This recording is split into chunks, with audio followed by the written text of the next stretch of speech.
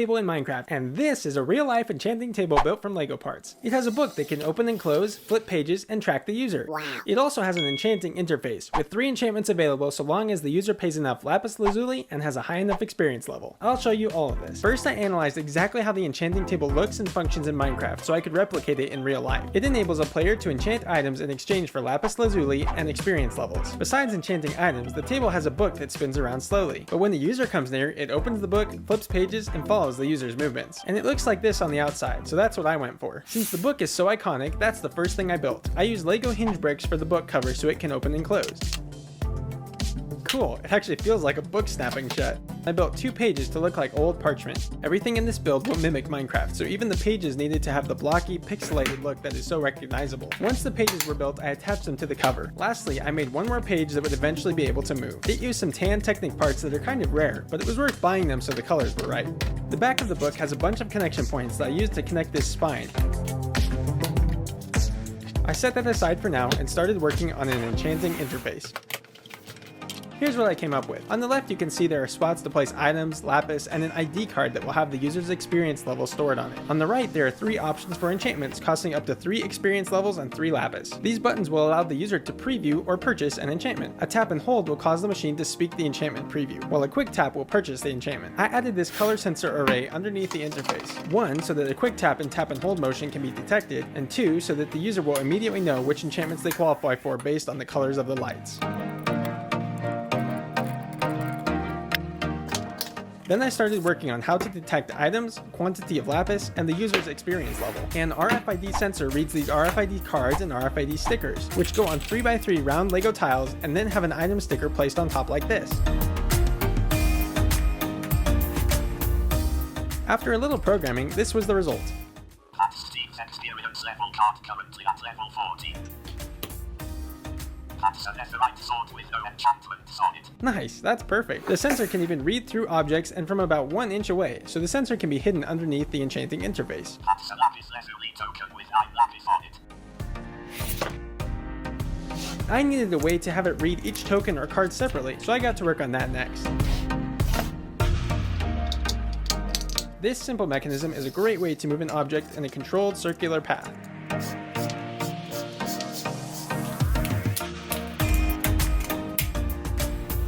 That's too fast, but if I slow it down, yep, that should do.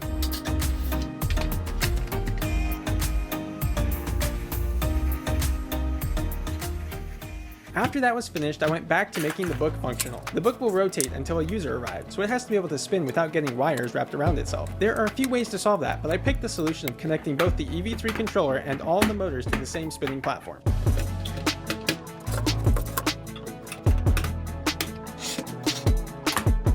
This motor will spin the platform.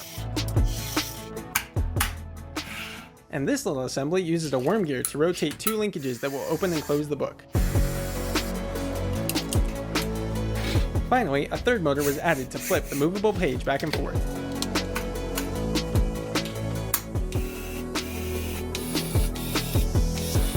This book is supposed to track the user, remember? So I purchased a camera that the EV3 controller can communicate with and got that connected too. This was getting heavy, so I built a roller bearing using curved gear racks and a bunch of 1x1 round tiles. I didn't come up with this bearing design, but I've seen it done a few times in the larger Lego community. I placed 1 orange tile so I could track movement of the rolling tiles if needed. I put the 2 halves together and gave it a test. The bearing actually worked amazingly well. There are the tiles rolling around. Ah, yep, there's the orange one.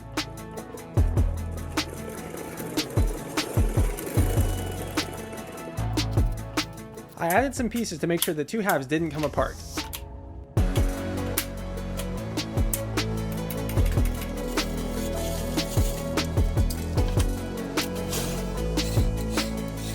After a little bit of work, I finally got the book connected, including the supports, linkages for the cover, and the U-joint for the movable page.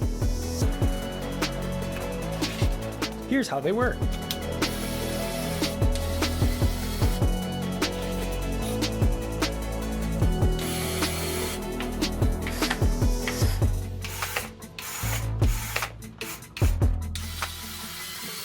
The enchanting interface and the book were ready, so I just needed to connect everything on a base plate and get the enchanting table's walls built. Speaking of the walls, I got to work on those, using some really fun and unique LEGO colors, like medium lavender, dark purple, dark red, medium azure, dark turquoise, light aqua, and more.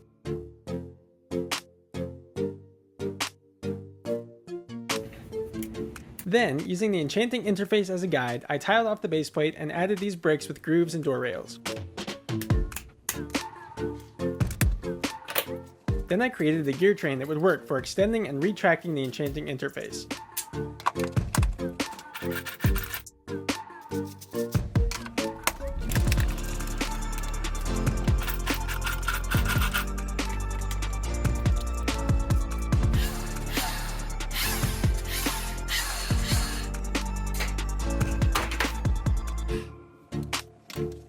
The left side worked, but the right side hit the motor too early. Moving the gear train back one stud fixed that though.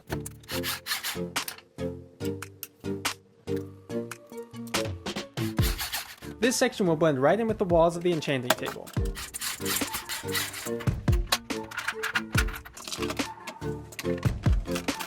I put the interface on and gave it a test, connecting at least a couple wires to make sure they wouldn't get pinched. The test went great. So now, here was the puzzling thing. Enchanted items in Minecraft have a purple gleam to them. How would I replicate that using Lego bricks? Here's what I decided. I purchased some transparent purple stickers that I figured a robot could place on the tokens. Then again, it was hard enough for me to peel a sticker and place it, but I was up for a challenge.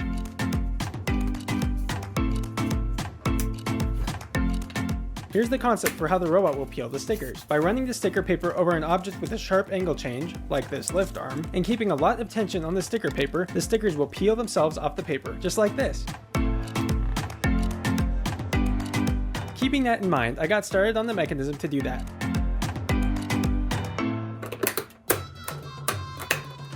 Then I moved to creating my own LEGO compatible spools. These wheel hubs and 4 pulley wheels made for the perfect sticker spools. I needed one for the sticker paper that hadn't been used, and one to take up the excess paper. I connected them both on some axles and then worked on getting them added to the main assembly.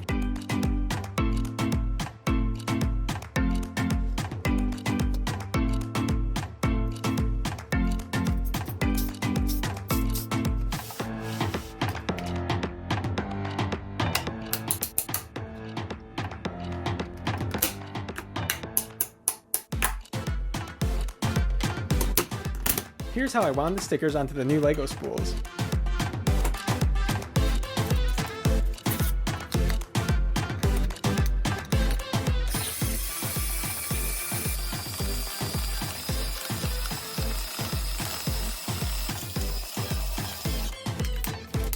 I wouldn't be needing that anymore.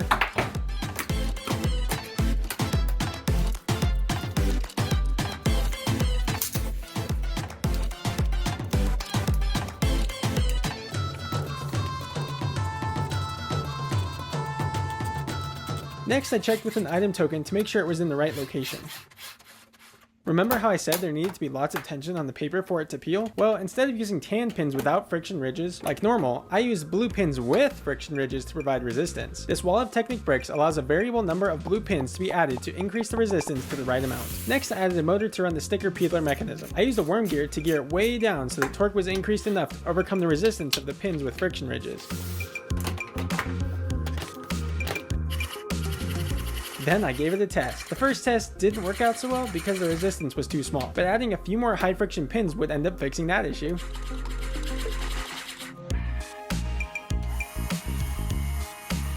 Now the stickers were peeling off like they were supposed to.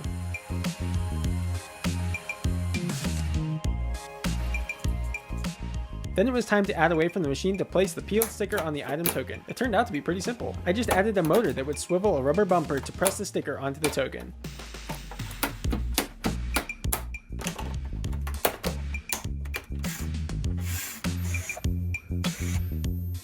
I realized I should probably add some cable guards since several cables will be moving around near gears, so that came next. Everything was almost complete, but I definitely needed a way to store all the lapis that users spent on enchantments. So I built the lapis throne and put a machine lapis on it. The RFID sensor will take the lapis stored on the user's token and transfer it to the machine lapis token instead. That way the owners of the enchanting table can revel in all the lapis they get from users. Yeah. I added another EV3 controller to run the motors and sensors located in the base of the enchanting table, and finally got the book connected. I tried to keep everything in the base below a certain height, so the spinning platform wouldn't catch on anything. I had to lower a couple small things, but nothing too major. I already built the walls of the enchanting table, but I needed the top too, so I built these two halves, which will allow me to still remove the walls easily. Then I completed the build by covering up the book's mechanisms with the dark red cover like you see in the game.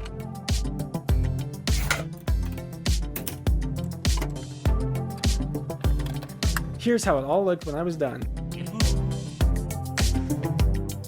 Of course, if we want to enchant at level 30, we're going to need 15 bookshelves. I used the standard design for most LEGO Minecraft sets.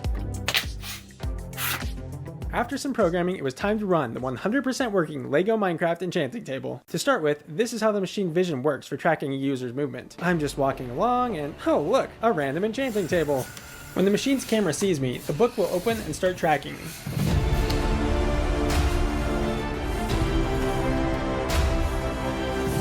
Here's the camera's point of view. It even followed me when I was done with the shot and was walking back to the camera. Now for the rest of the enchantment table. Let's see who stops by. Well, hello there, Steve. XP level 40. 7 lapis. Unbreaking 1. Fortune 1. XP level 17 required. Silk Touch XP level 30 required. Ah, you bought Unbreaking 1, eh? Well, it's not the greatest, but we'll get to some better enchantments soon. The RFID sensor rewrites the RFID card and tag to decrease 1 XP level and 1 lapis. The enchantment process takes a bit, but are you ready to see how the robot did applying the enchantment sticker? Enchantment complete. XP level is now 30 and remaining lapis is 6. Full enchantment is Unbreaking 1 efficiency 1. Hey, the machine peeled and applied the sticker pretty well. After that user leaves, the book closes up and the enchantment interface returns to the table. While the drawer is closing, the RFID sensor rewrites the machine lapis token to add the lapis that the user paid. Okay, on to some better enchantments. Hopefully.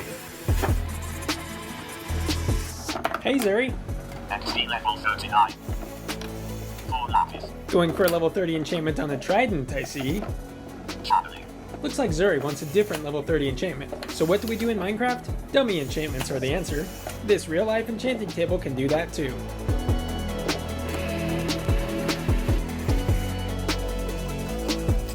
Enchantment complete. XP level is now 38 and remaining lapis is 3. Full enchantment is Fire Aspect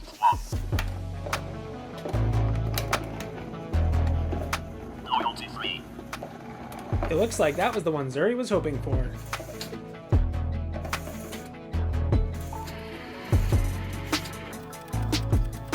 Enchantment complete. XP level is now 35 and remaining lapis is 0. That's about as useful as a gift card with no money on it, haha. Full enchantment is loyalty 3. It looks really cool with the table walls on, but there's a lot going on inside, so I'll show you the next enchantment without the cover.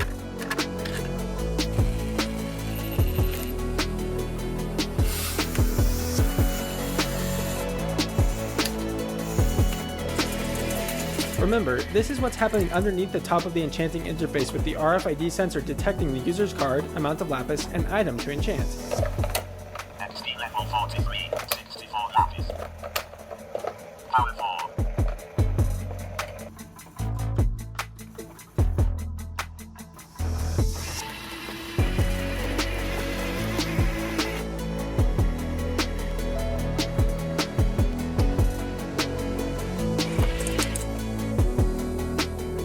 Enchantment complete. XP level is now 40 and remaining lapis is 61. Full enchantment is Power 4 Unbreaking 3 flame. Wow, really? That's a pretty good enchantment. Hello owner, here you go. Plus 8 XP levels and 8 lapis.